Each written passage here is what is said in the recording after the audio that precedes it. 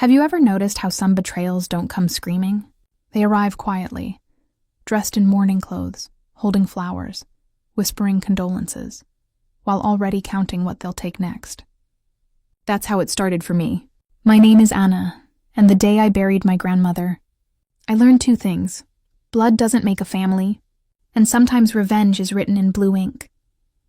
This is the story of how I discovered at my grandmother's funeral that my parents weren't really my parents, and how they'd been lying to me for 26 years just to control an inheritance. Hit subscribe and stick around to the very end, because I'm going to share my honest opinion on whether what happened was justice, or if I went too far. Now let me take you back to where everything changed. After the funeral, our house felt wrong. Too clean, too quiet. The kind of quiet that doesn't feel peaceful. It feels hollow, like everyone's waiting for their turn to talk about money. Mom, Susan, moved around the kitchen, tidying like she was scrubbing away grief itself. Every dish was wiped twice, every surface polished until it gleamed. Dad, Stephen, was on the phone in the living room, his business voice back like nothing had happened. Like we hadn't just buried the woman who raised me. They didn't cry. They didn't reminisce about Grandma's laugh or her terrible jokes, or the way she hummed while she cooked. They just started counting. "Anna," Mom said, setting down her coffee cup with a sharp click against the granite countertop. "Your grandmother would want us to handle her affairs quickly. We'll meet with her lawyer tomorrow morning. Her affairs, not her memories. Not her legacy. Her affairs," I nodded slowly, still numb. "Sure." She smiled that brittle smile she reserved for things she didn't mean. The smile that never quite reached her eyes. "Oh, and bring any house keys you have. We'll need to start sorting through the property." Property. That's what she called the house that raised me. The 3-story Victorian at 312 Hawthorne Street that smelled like my grandmother's perfume, lavender and lemon. The house where I'd learned how to make pancakes on Saturday mornings, how to pray when things felt impossible, and how to stay quiet when life was teaching me something painful. My grandmother, Rebecca Sullivan, had lived in that house for 60 years. She'd raised her own children there. She'd taken me in when I was just a baby, and now my parents were calling it property, before her body was even cold in the ground. That night, I found a letter on my pillow. No stamp. No envelope. Just a single folded piece of stationery with my name written across the front. Anna, in her looping blue ink that I'd recognize anywhere. My hands shook as I unfolded it. My Anna. If you're reading this, I'm gone. You were the one who stayed. The one who listened. The one who saw me not as a burden, but as a person worth knowing. Tomorrow, stay quiet. Let them talk. Let them show you who they really are. Then go home. The keys you gave them won't open what matters. All my love, Grandma. I didn't know what that meant yet, but her words sat in my chest like a promise. Like she was still protecting me even from beyond the grave. I read the letter 3 more times that night, memorizing every curve of her handwriting, before finally falling asleep with it clutched against my chest. The lawyer's office smelled like old paper and polished wood. My parents sat close together on the leather sofa, a united front of ambition and manufactured grief. I sat across from them in a single chair, still wearing the black dress from the funeral, my grandmother's silver ring on my finger. The lawyer, a composed woman in her 60s named Carol Ames, greeted us with quiet professionalism. "Your mother prepared everything thoroughly," she said to my parents, settling behind her mahogany desk. Rebecca was very specific about her wishes. Mom leaned forward slightly, her hands folded in her lap like she was in church. Of course she was. Mother always took care of her family. Ames opened a thick folder, adjusting her reading glasses. Her voice was calm, and even as she began, "I, Rebecca Marie Sullivan, being of sound mind and body, do hereby bequeath my possessions as follows." She went through the small things first. Jewelry to various charities, furniture to longtime friends, donations to the church and the local library. My mother's smile tightened with each charitable bequest, but she stayed quiet, waiting. Then came the part that made the air in the room grow heavy and still. And the residents at 312 Hawthorne Street, including all contents, land, and associated financial accounts, is to be left to the one who stayed. Dad frowned, leaning forward. The one who stayed? That's not a legal term. What does that mean? Ames looked down at her notes, then backed up at him. Mrs. Sullivan clarified that term in her addendum. She opened a smaller envelope, also written in that familiar blue ink, and read aloud. The one who stayed is the person who chose to care for me not out of obligation or expectation of inheritance, but out of love. The one who sat through my sleepless nights when the pain was bad, the one who read to me when my eyes grew too weak, the one who never left when others found excuses. Ames glanced up at me, her expression gentle. She means Anna, she said simply.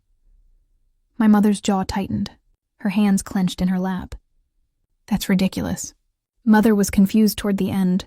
She had memory lapses. Everyone knew that. Ames met her gaze steadily. Your mother's memory was completely intact until her final day.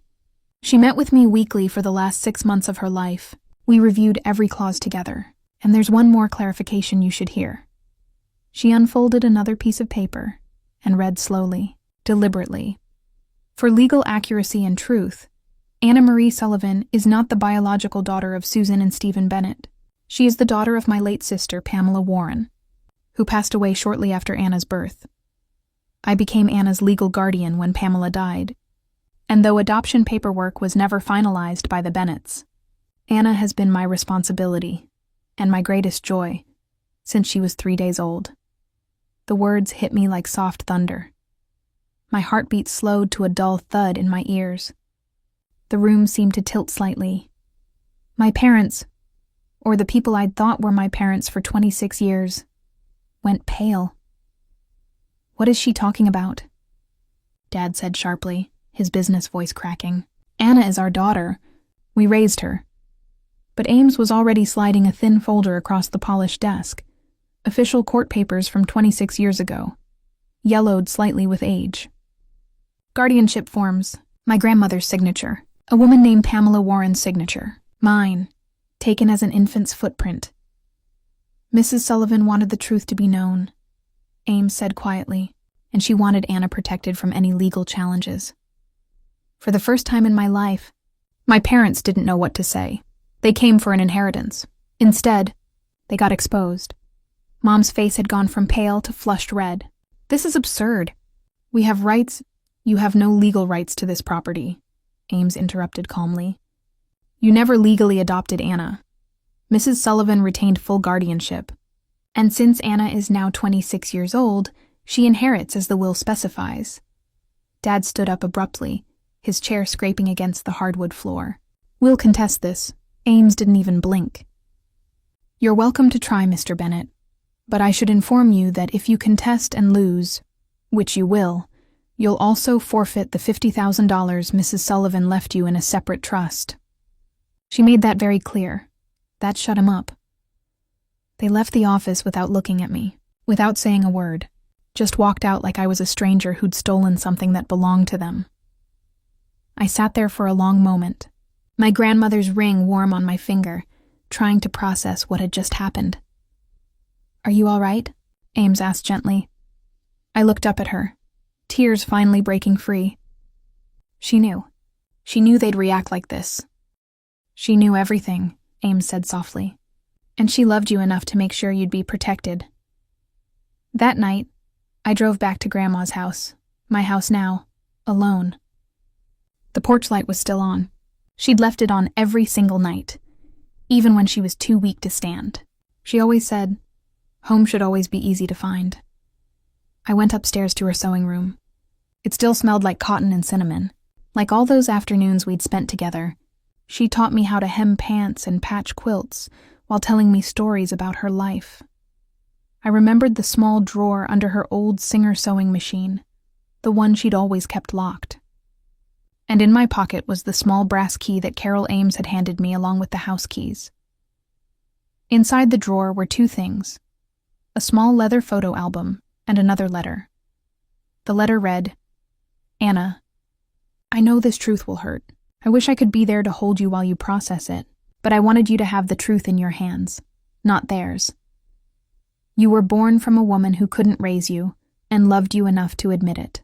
My sister Pamela was brilliant and troubled and brave. She knew her limitations. She asked me to take you, and I never regretted a single moment. Susan and Stephen wanted children but couldn't have them. They promised to adopt you officially, but they never did. I think they always saw you as mine, not theirs, and they were right. I've kept every piece of your story, even the parts they wanted buried. You don't owe anyone silence anymore. Love always. Grandma. In the photo album, there were pictures I'd never seen. My grandmother is holding me outside a hospital, impossibly young and smiling despite the tears on her cheeks. A woman beside her whose eyes looked exactly like mine, dark and wide and full of something I couldn't name. Pamela. My real mother. There were birthday cards Pamela had written before she died. Letters she'd left for me, knowing she wouldn't survive to see me grow up. Words of love from a woman I'd never know, but who'd given me life anyway. My grandmother hadn't just raised me, she'd saved me. The next morning, my phone started ringing at 6 a.m. Mom, then Dad, then again and again. Every voicemail sounded different, like they were trying on different strategies to see which one would work. First, they tried calm persuasion. Anna, sweetie, let's talk about this like adults, then guilt. After everything we've done for you, after we raised you, then anger. Your grandmother was a manipulative old woman. You can't actually think you deserve that house. They didn't realize it yet. They'd already lost. The house wasn't just a home. It was a trust, meticulously structured over years with me as the sole beneficiary. Every payment, every clause, every signature, airtight. My grandmother had worked with Carol Ames for months to make sure there were no loopholes, no ways for anyone to challenge it. When I told the lawyer they were threatening to contest, she just smiled slightly. They won't, she said confidently. If they do, they lose everything else. Your grandmother made sure of that. And sure enough, 2 weeks later, they tried. They filed a legal claim, insisting Grandma had been mentally compromised and unduly influenced. In her final months, the court dismissed it in under 5 minutes. Her medical records showed she'd been completely alert and competent. The videos she'd recorded with Carol Ames, explaining her wishes in detail, made it impossible to argue otherwise. My parents left the courthouse looking older than they ever had. Smaller. Defeated. I didn't follow them out. I just sat there in the courtroom, my grandmother's ring warm on my finger, and thought, you always told me to stay calm when people show their true nature. Today, I finally understand why. 3 weeks later, I received another letter, this time from Carol Ames's office. It said, please visit First National Bank regarding safety deposit box number 2117. Mrs. Sullivan left final instructions. At the bank, the clerk handed me a small metal box. Inside was a flash drive, a checkbook, and one final note. Anna, you'll find financial records on this drive. Every year for the last 20 years, Susan and Stephen borrowed money from me, money I never asked them to repay.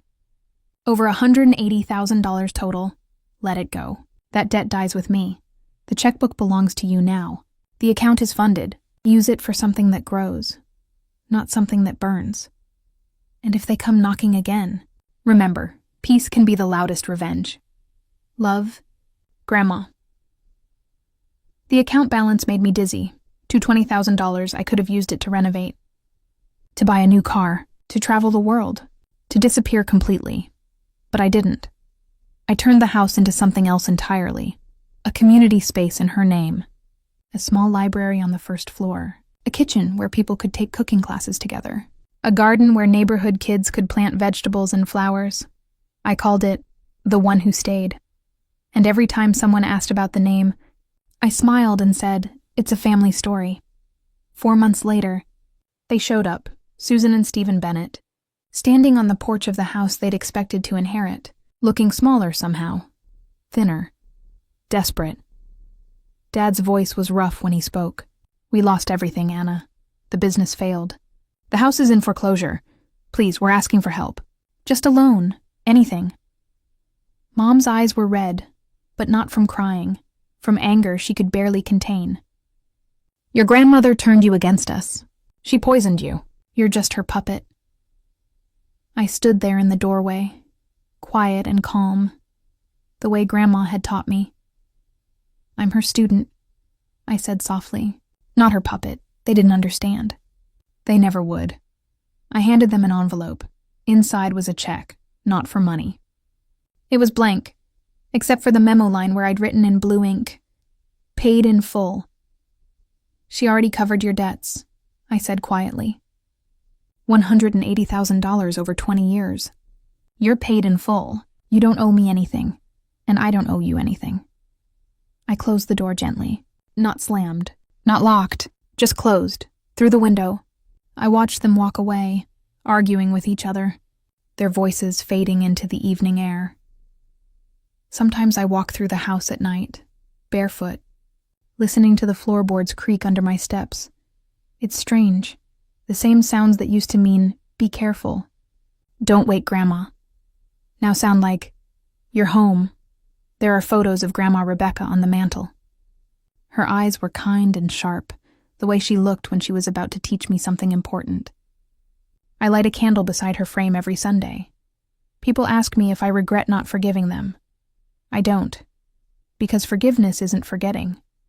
It's remembering and choosing peace anyway. I didn't take revenge with noise or fire. I didn't ruin their lives. I just stopped paying the emotional bills they kept sending me. Now, every morning when sunlight hits the kitchen window, I hear her voice. Let them call it selfish. Anna, you call it survival. And that's what I do.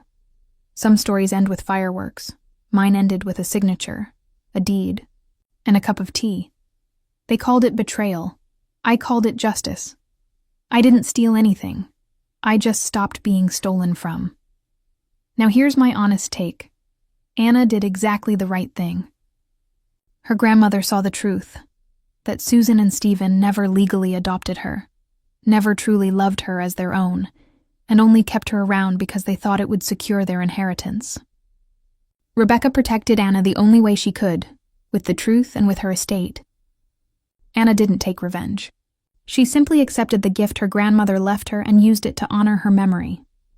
What do you think? Did Anna go too far by not helping them when they lost everything? Or did they get exactly what they deserved? Drop your honest opinion in the comments below. And if this story moved you, hit that like button and subscribe for more stories about people who chose themselves over toxic families. Thanks for watching. And remember, sometimes the kindest revenge is peace that no one can take from you. I'll see you in the next one.